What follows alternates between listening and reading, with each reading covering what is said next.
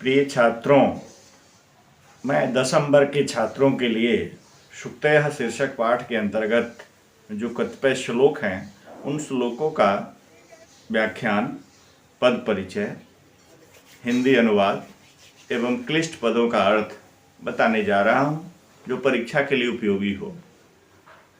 ये जो सुक्तयः पाठ है, यह आचार्य तमिल भाषा के बहुत बड़े विद्वान तिरुवल्लुवर की रचना है, तिरुकुरल, जिसका अर्थ होता है श्री युक्त वाणी। कुरल का अर्थ होता है वाणी और तिरु का अर्थ होता है श्री युक्त, यानी स्त्री से संपन्न वाणी, शोभा युक्त वाणी, आभा युक्त वाणी, कांति युक्त वाणी, श्री संपन्न वाणी।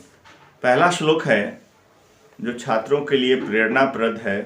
पिता यच्छति पुत्राय बाल्ये विद्याधनं महत्, पिता अस्य किं तपस्तेपे इत्युक्ते तत्कृतज्ञता।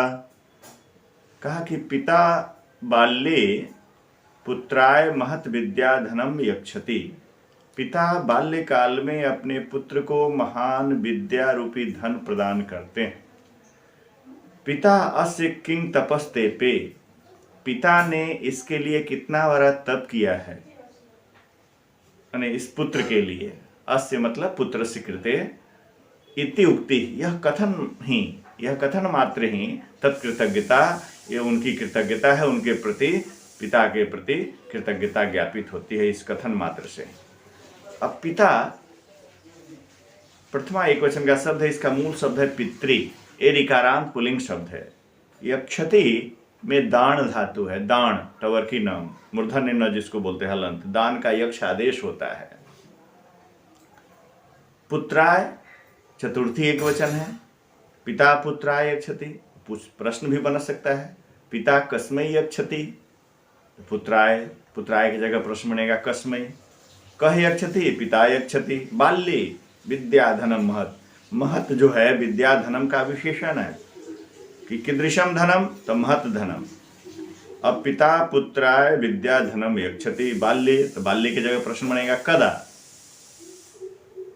तो पिता हो गया। और पिता अस्य किं तपस्तेपे, तपह जोड़ते पे तपस्तेपे, विसर्ग का श हो गया है, इसको सत्व संधि भी कहते हैं। इत्युक्ति इत्यत्र यण संधि, इति जो रुक्ति। कृतज्ञता इत्यत्र तल प्रत्यय, पूछेगा आपसे कृतज्ञता इत्यत्र कह प्रत्यय, तो तल, तल का ता आदेश हो जाता है, कृतज्ञ जोड़ तल। पहला श्लोक स्पष्ट हो गया। दूसरा है अवकृता यथा चित्ते तथा वाची भवेद् यदि, तदेवाहु महात्मानः समत्वमिति तथ्यतः। कहा कि अवकृता जैसी सरलता, अवकृता माने वक्रता का अभाव, यानी सीधापन, जैसा सीधापन, जैसी सरलता हृदय में है, चित्ते माने हृदय, हृदय, तथा वैसा ही वाची माने वाणी में, भवेद माने हो, यदि, यदि वैसी ही वाणी में हो, जैसी सरलता हृदय में है वैसी ही यदि वाणी में हो। कहा तदेवाहु महात्मानः समत्वमिति तथ्यतः। कहा कि तथ्यतः वस्तुतः, वास्तव में महात्मा लोग उसी को समता बताते हैं। तदेव आहु, आहु माने कथयन्ते, वो कहता है उसी को समत्व माने समता, वही वास्तविक समता है, उसको ही वास्तविक समता कहते हैं। कौन? महात्मा लोग। तदेव आहु। अब इसका देख लीजिए, अवकृता वक्र जोड़ तल, चित्ते सप्तमी एक वचन है, वाची में भी सप्तमी एक वचन है, भवेत विधिलिंग है, भू धातु के विधिलिंग प्रथम पुरुष एक वचन में भवेत, और यथा तथा ये संयुक्त ऐसा अव्यय है, एक ही सेंटेंस में प्रयोग होता है। जैसे आप देखेंगे यहाँ तो दे दिया, अवकृता यथा चित्ते तथा वाची भवेद यदि, अन्य प्रयोग भी देख सकते हैं, यथा राजा तथा प्रजा, यथा पिता तथा पुत्र, इसके संयुक्त प्रयोग होते हैं एक ही सेंटेंस में, यथा तथा।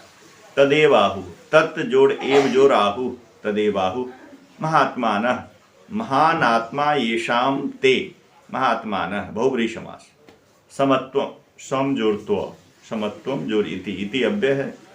तथ्यतः, यहाँ तसिल प्रत्यय है, तथ्य जोड़ तसिल। तो दूसरे श्लोक का भी पद परिचय मैंने दे दिया, उसका अर्थ बता दिया कि जैसी सरलता हृदय में है वैसे ही यदि वाणी में हो तो महात्मा लोग उसी को वास्तविक समता कहते हैं। तीसरा श्लोक है, त्यक्त्वा धर्म प्रदाम वाचम परुषाम यो अभ्युदीरेत परित्यज्य फलम पक्वम भुंक्ते अपक्वम विमूढ़धि। कहा त्यक्त्वा, और नीचे की पंक्ति में परित्यज्य, परस्पर क्या है, समानार्थी हैं, लेकिन एक में अक्त्वा है, दूसरे में ल्यप है। इसका नियम है कि जब धातु सीधे सीधे प्रयोग किया जाता है तो उसके साथ पूर्वकालिक प्रत्यय के रूप में अक्त्वा का प्रयोग होता है, लेकिन जब धातु शोपसर्ग हो, शोपसर्ग मतलब उपसर्ग से युक्त हो, तब अक्त्वा के स्थान पर ल्यप हो जाता है। इसीलिए त्यक्त्वा और परित्यज्य दोनों समानार्थी है। त्यक्त्वा का अर्थ भी छोड़कर और परित्यज्य का भी अर्थ छोड़कर। त्यक्त्वा का प्रकृति प्रत्यय होगा त्यज जोर अक्त्वा। फलम पक्वम, पक्वम जो है वो फलम का विशेषण है। भुंक्ते अपक्वम, भुंक्ते माने खादती, अपक्वम माने कच्चा, न पक्वम इति अपक्वम, नए समास। और विमूढ़धि बहुब्रीहि हो जाएगा, विमूढ़ाधि यशेषः असौ विमूढ़धि, है ना। मूर्ख है बुद्धि जिनकी, धी माने बुद्धि, विमूढ़ माने विशेष रूप से मूर्ख, अधि माने बुद्धि, यश माने जिनका, विमूढ़ाधि यशेषः विमूढ़धि। वाचा माने वाणी, परुषाम माने कठोर या अधार्मिक। यो, यह का यो हो गया है, यह माने जो। अभ्युदीरेत, अभि उदीरेत, अभ्युदीरेत जो कहता है, उदीरेत माने वदेत। कहा कि जो धार्मिक वाणी को छोड़कर, धर्म प्रददाम धर्मम प्रददाति थी, जो धार्मिक वाणी को छोड़कर अधार्मिक वाणी बोलते हैं, जो कोमल वाणी का परित्याग कर कठोर वाणी बोलते हैं, परुषाम माने कठोर। कहा कि वे पके हुए फल को छोड़कर कच्चा फल खाते हैं, तिरुवल्लुवर ने कहा, और वह विशेष रूप से मूर्ख बुद्धि वाले कहे जाते हैं, मूर्ख बुद्धि वाले समझे जाते हैं। स्पष्ट है। चौथा श्लोक है, विद्वान स एव लोके अस्मिन् चक्षुष्मन्तः प्रकृतिता अन्येषां वदने ये तु ते चक्षुर्नामणिर्मते ते चक्षुर्नामनिमते। कहा कि विद्वान स एव, विसर्ग का यहाँ लोप है, देखिएगा वो विसर्ग लोप संधि है। आगे अ से भिन्न स्वर रहने पर अ से ए है, ए ई रहने पर भी, ए रहने पर भी विसर्ग का लोप हो जाता है। इसलिए शब्द है विद्वान सह, आगे एव के ए के कारण ये भिन्न स्वर होने से विसर्ग का लोप हो गया है। इसको आप विद्वान सह जरेव इसका संधि विच्छेद कर सकते हैं। लोके अस्मिन, लोके जो रश्मिन पूर्व रूप स्वर संधि है। चक्षुष्मंत या मतु प्रत्यय है, चक्षुष्मान चक्षुष्मंत, चक्षुष्मंत प्रथमा का बहुवचन है। प्रकृतिता माने निगदिता, कथिता।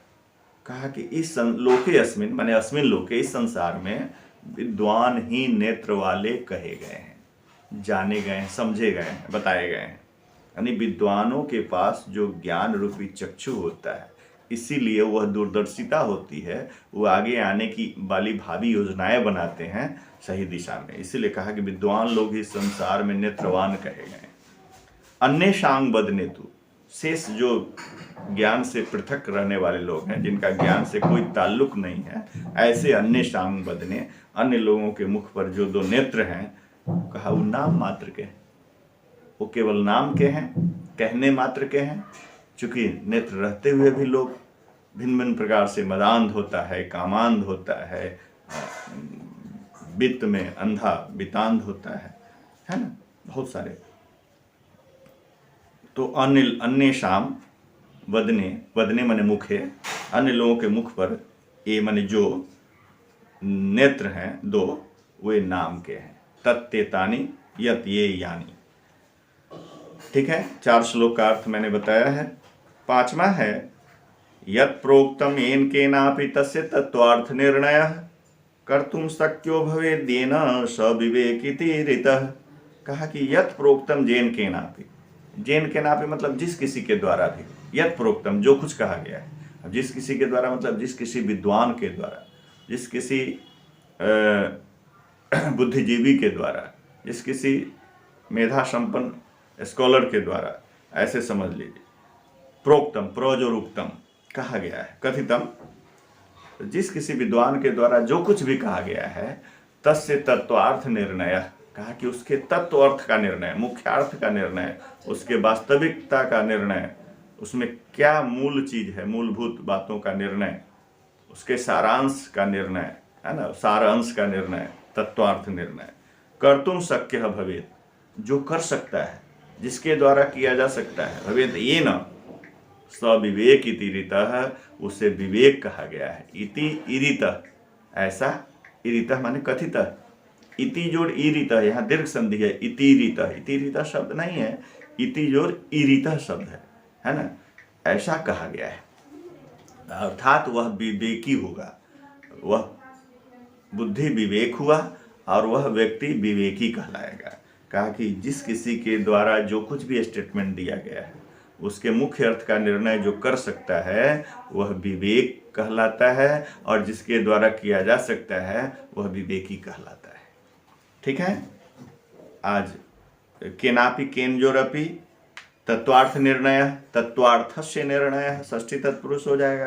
कर्तुम क्री जोड़ तुमुन, शक्य में शक जोड़ियत प्रत्यय लगा हुआ है। भवेदेन, भवेत जोड़ एन, तो का द हो गया है तृतीय वर्ण में।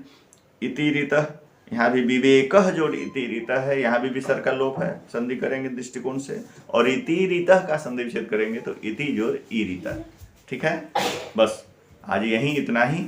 आज मैं अपनी वाणी को यहीं पर विराम देता हूँ। आप लोगों का ज्ञानवर्धन करने का मौका मिला, धन्यवाद।